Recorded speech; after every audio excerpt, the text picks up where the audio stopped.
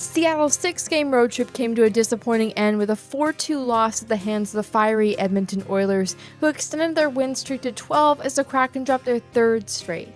Things started off well enough for the Kraken to gain a 2-0 lead in the first, but Seattle couldn't come back from a recklessly played game and 4 straight unanswered goals. Here's what went down last night.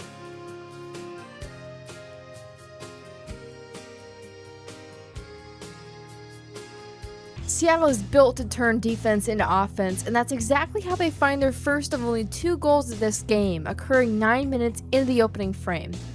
Edmonton is on the attack here, but Seattle quickly takes over the play thanks to a stick check from Will Borgen on Connor McDavid's spinning shot attempt to force the puck the other way.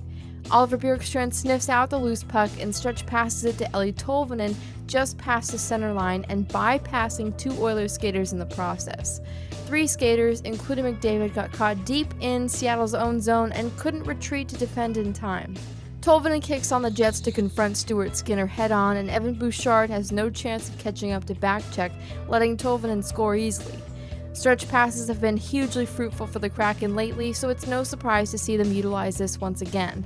Love here how Tolvanen goes high glove, zero hesitation, and how fast this whole sequence is executed. He's in to the outside of Wennberg, a pirouette. He lost the puck. Bjorkstrand a breakaway. Eeli Tolvanen in alone. He scored! Seattle short on space and stronger passing options on their second goal, which occurs about 13 minutes into the first period, but they make it work anyways. Yanni Gourde assumes possession in the defensive zone and keeps in tow with Jared McCann and Jordan Eberle headed up ice with their team firmly in control of play. Sam Gagner and Mattias Ekholm attempt to cut Gourde off from the rest of Seattle's 5-man unit along the boards, but they leave a pretty wide lane open that allows Gourde to pass all the way over to Eberle more than 30 feet away. They don't attempt to interrupt his skating path either, leaving him free to navigate however he feels necessary to keeping possession in Seattle's hands and keeping this play alive. McCann breaks away from the cluster of skaters entering the offensive zone to give Eberle enough room to set him up for a shot, and McCann ends up scoring high blocker. These are 2 fairly simple plays for Seattle's first and only goals, but they're one-and-dones and not nearly as demonstrative of a sustainable offensive effort against Edmonton that they would need to warrant a winning effort. Out in front off a defensive stick. It went off McCann, and now Gourde back out to center. He'll sing a pass for Eberle for McCann, and he scores!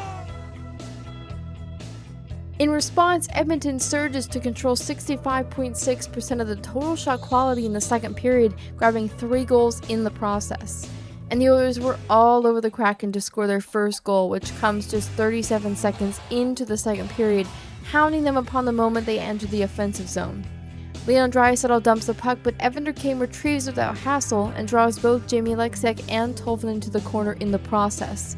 And while Borgen is in good standing on this play, positioned in front of the net to guard Joey Daccord, nobody's watching Warren Foegele, who camps out on the opposite end of the ice unbothered. He's weaponizing open space. Because Draisaitl is supporting his teammate and providing a safe exit for the puck from the pressure of Oleksiak and Tolvanen, when it trickles out between Oleksiak's legs, he can grab it without issue and escort it elsewhere safely.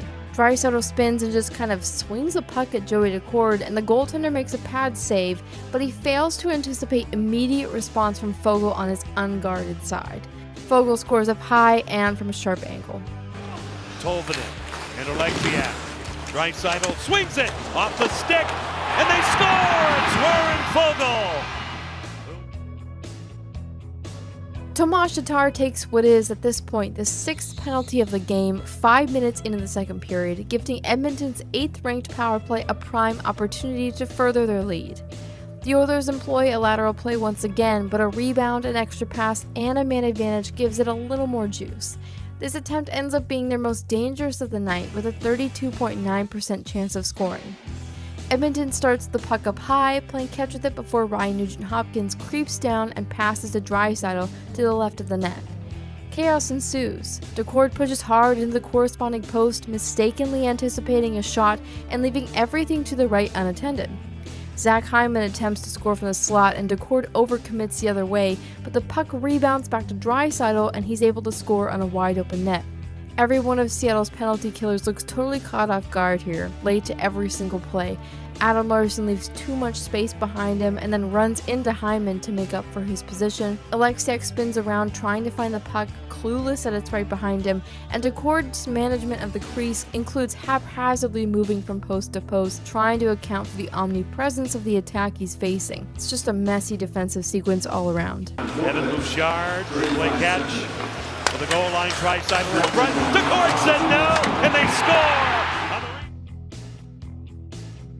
Foegele comes back for another to top off the remainder of Edmonton's second frame scoring with a successful breakaway about 7 minutes in. A large part of the defensive failure on Seattle's part here comes by accident. Borgen trips over Foegele's skate in the neutral zone, knocking Seattle down another man amidst an already kind of sorta outnumbered situation. Borgen had been right on Foegele's tail as the scoring sequence unfolded, so without Borgen, there's nobody to enact a back check to help Decord out or prevent the chance entirely. From there, Foegele scores easily. But I also want to point out that the Oilers' advantageous positioning in Seattle's defensive zone makes for a quick exit and a successful eventual breakaway.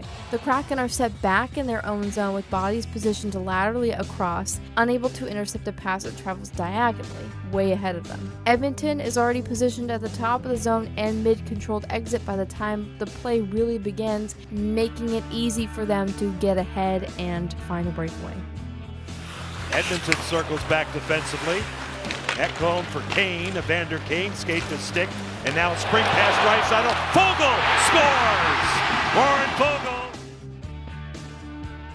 And Edmonton finds their final goal of the night 17 minutes into the third period on the power play. Here, this is just a classic example of being outplayed, outclassed. A stagnant penalty kill is an easy obstacle for Connor McDavid to weave through for a net front chance. Zach Hyman finishes with ease. McDavid now backpedaling deeper in the zone for Draisaitl. McDavid across, they score! Zach Hyman set up by... If you like this video and you want to see more, don't forget to subscribe.